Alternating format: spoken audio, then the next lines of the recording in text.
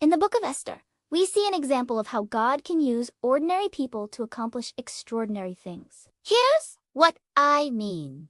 The story takes place in the Persian Empire, and Esther is a young Jewish woman who becomes the queen of the empire. But unbeknownst to her, there's this evil plot to wipe out all the Jews, not just in the empire, but throughout the whole world. And guess who's behind it? A guy named Haman, the king's right-hand man. He's like the evilest of the evil guys in this story, and he convinces the king to issue a decree that allows him to do this evil plot. So basically, every Jew in the empire is given a death sentence, and the sentence is that they're going to be wiped out on a particular day, a day that Haman decides, ironically, the same day that Esther becomes queen. Talk about bad timing.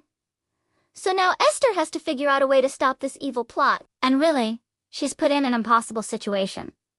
Because if she reveals her Jewish identity, she could be killed. And if she doesn't do anything, her people are going to be killed. So it's quite a dilemma. But ultimately, she decides to take action. She invites the king and Haman to a banquet. And while the king is drunk at the banquet, she reveals her Jewish identity and she exposes Haman's evil plot. And the king is furious once he realizes what's happened. So he basically executes Haman and his sons, and he even issues a counter-decree that says the Jews have the right to defend themselves against their enemies. And so God's people are saved.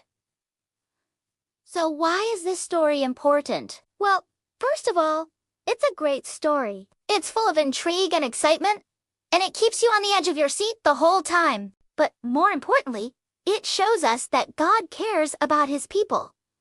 And he will, in the end, deliver them from their enemies. We see this throughout the Old Testament. God makes promises to his people that he will deliver them from their enemies. And in the book of Esther, we see that promise being fulfilled.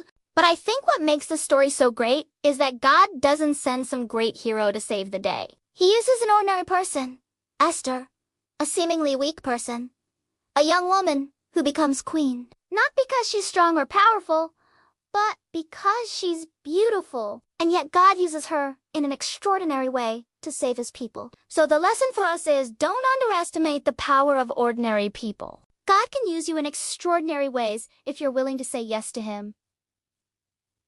Hey, I hope you enjoyed that. If you want to know more about the book of Esther, I encourage you to read it. It's a short book.